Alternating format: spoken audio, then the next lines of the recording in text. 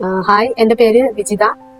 ഞാൻ മണ്ണാർക്കാട് തെങ്കരയിലാണ് താമസിക്കുന്നത്. ഞങ്ങള് ഇമ്മ്യൂണോതെറാപ്പി ട്രീറ്റ്മെന്റ് ചെയ്യുന്നത് മോള് ആദിത്യക്ക് വേണ്ടിയിട്ടാണ്. ഒരു 2.5 വർഷം മുന്നേ അസ്മ നന്നായിട്ട് അധികരിച്ചൊരു സിറ്റുവേഷനിലാണ് ഞങ്ങള് ഫ്രാൻസ് സാറിന്റെ മുന്നിലൊരു നിമിത്തം പോലെ എത്തുന്നത്.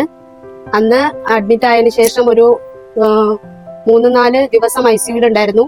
അതിനുശേഷം നോർമൽ കണ്ടീഷനിലെത്തി ഞങ്ങൾ ഡിസ്ചാർജ് ആയി പോകുന്നു. പക്ഷേ അതിനുശേഷം തുടർച്ചയായിട്ട് ഇവൾക്ക് പനി, ജലദോഷം, ചുമ അങ്ങനെയൊക്കെ വന്നുകൊണ്ടേ ഇരിക്കുകയായിരുന്നു. നമ്മള് ഇപ്പോ ഒരാഴ്ച ഒരു പ്രശ്നം ഉണ്ടാവില്ല. അത് കഴിഞ്ഞാൽ പിന്നെ ഒരു 2 ആഴ്ച കഴിയുമ്പോഴത്തേക്ക് വീണ്ടും വന്നുകൊണ്ടേയിരിക്കും.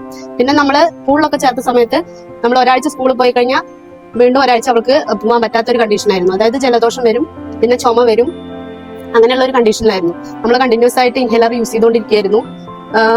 അങ്ങനെ ഇരിക്കുമ്പോഴാണ് ഫ്രാൻസിസ് സാറും വിനീത് സാറും കൂടെ ഇമ്മ്യൂണോതെറാപ്പി ട്രീറ്റ്മെന്റ് ഇവിടെ സ്റ്റാർട്ട് ചെയ്യുന്നത്.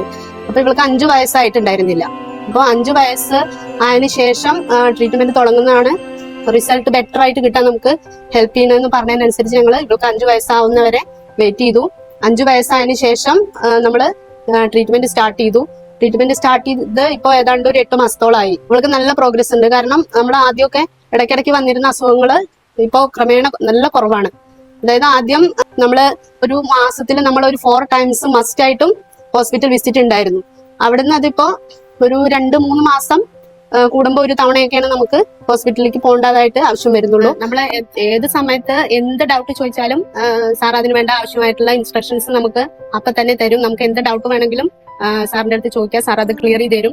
അതുപോലെ തന്നെ അവിടുത്തെ സ്റ്റാഫുകളാണെങ്കിലും നമുക്ക് വളരെയധികം സപ്പോർട്ടാണ് അവർ ചെയ്തു തരുന്നത്. നമ്മളെ ഫോളോ അപ്പ് കണ്ടിന്യൂസ് ആയിട്ട് നടത്തിക്കൊണ്ടിരിക്കും. നമ്മളെ ഡൗട്ടുകൾ ചോദിച്ചാൽ പറഞ്ഞു തരും.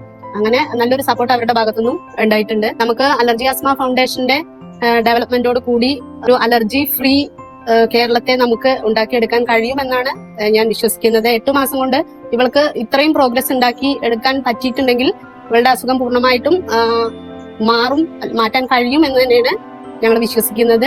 അലർജി ആസ്മ ഫൗണ്ടേഷനോടും ഇവിടുത്തെ ഡോക്ടേഴ്സിനോടും സ്റ്റാഫുകളോടും വളരെയധികം നന്ദിയുണ്ട്.